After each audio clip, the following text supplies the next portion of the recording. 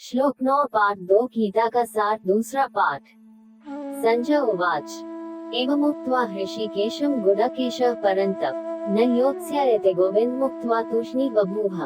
संजय बोले, हे राजन, निद्रा को जीतने वाले अर्जुन अंतर्यामी श्री कृष्ण महाराज के प्रति इस प्रकार कहकर फिर श्री गोविंद भगवान से युद्ध नहीं करूंगा ये स्पष्ट कहकर चुप हो गए।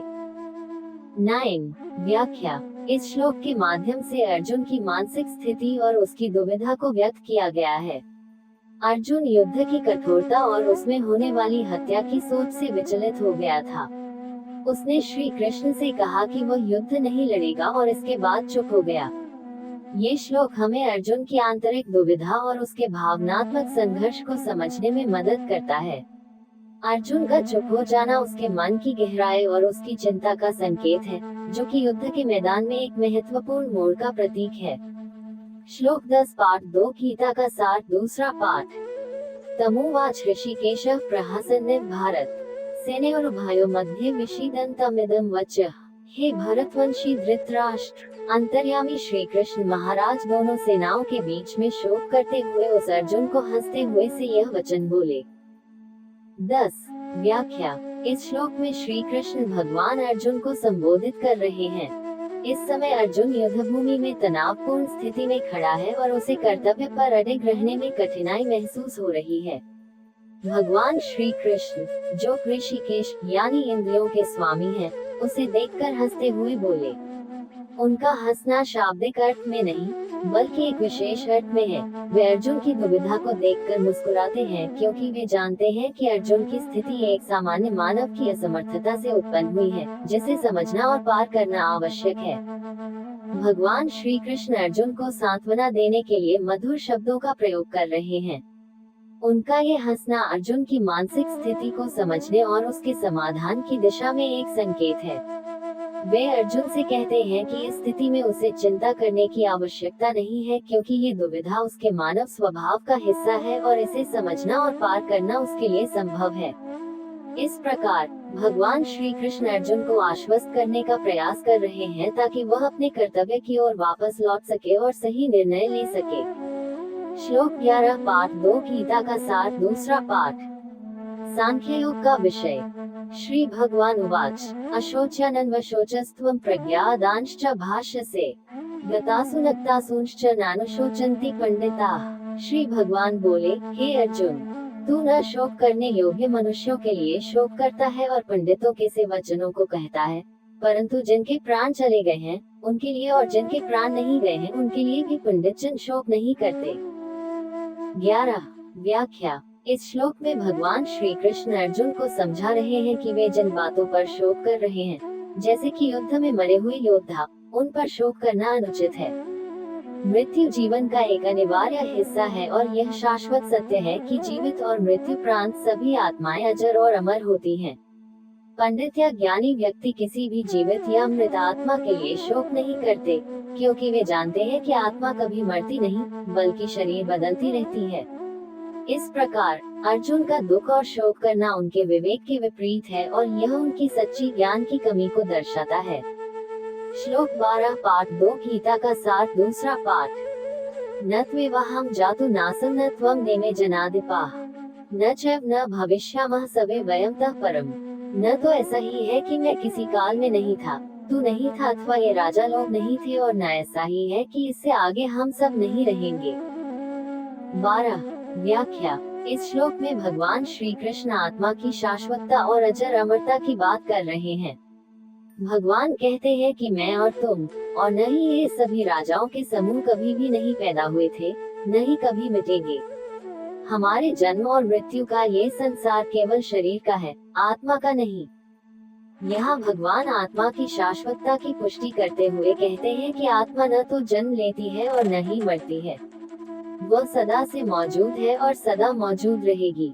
जैसे किसी वस्त्र के बदलने की प्रक्रिया होती है, वैसे ही शरीर के बदलने से आत्मा पर कोई असर नहीं पड़ता। इस श्लोक का मुख्य उद्देश्य है कि आत्मा को स्थायी और अनित्य के रूप में समझा जाए, जबकि शरीर और उसके गुण धर्म नश्वर होते हैं। इस प्रकार भगवान श्री कृष्ण शिष्य को ये समझाना चाहते हैं कि आत्मा की प्रकृति अनंत और अपरिवर्तनीय है। और यह जीवन मरण के चक्र से परे है। श्लोक 13 पाठ 2 गीता का सार दूसरा पाठ।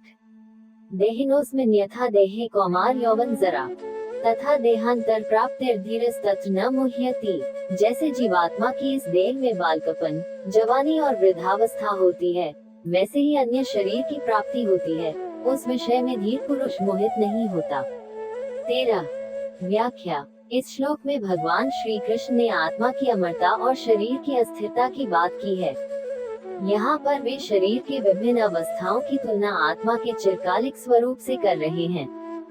जैसे शरीर में बचपन, युवावस्था और वृद्धावस्था जैसे परिवर्तन आते हैं, उसी प्रकार आत्मा भी इन भौतिक परिवर्तनों से परे है। जब शरीर का परिवर्तन होता है, तब आत्मा का स्वरूप अपरिवर्तनीय रहता है।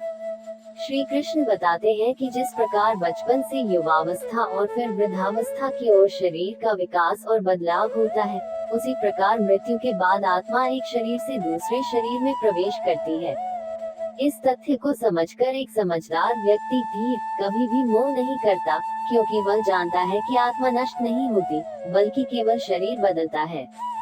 इस श्लोक का तात्पर्य यह है कि आत्मा की वास्तविकता को जानने और समझने के बाद हम भौतिक शरीर के बदलावों को सही दृष्टिकोण से देख सकते हैं। ये ज्ञान हमें जीवन की अस्थिरता और मृत्यु के प्रति अनावश्यक भय से मुक्त करता है। श्लोक 14 पाठ 2 गीता का सार दूसरा पाठ। मात्रा स्पर्शास्तु कौन्तेय शीतोष्ण सुख दुखता आगमापाइनो नित्यास्तान स्थितिक्षस भारत। हे कुंती पुत्र, सर्दी गर्मी और सुख दुख को देने वाले इंद्रियों और विषयों के संयोग तो उत्पत्ति विनाशशील और अनित्य हैं, इसलिए हे भारत, उनको तू सहन कर। 14 व्याख्या। ये श्लोक भगवान श्री कृष्ण द्वारा अर्जुन को ये समझाने के लिए कहा गया है कि इस संसार में जो सुख दुख, ठंडा गर्म और अन्य भौतिक अनुभव होते हैं, वे केवल इंद्रियों के स्पर्श से उत्पन्न होते हैं। ये सभी अनुभव अस्थायी होते हैं और वे एक समय पर आते हैं और कुछ समय बाद चले जाते हैं। श्री कृष्ण अर्जुन को ये सिखा रहे हैं कि इन अस्थायी भौतिक सुखों और दुखों पर ध्यान न दे, क्योंकि ये न तो स्थायी हैं और न ही अत्यधिक महत्वपूर्ण।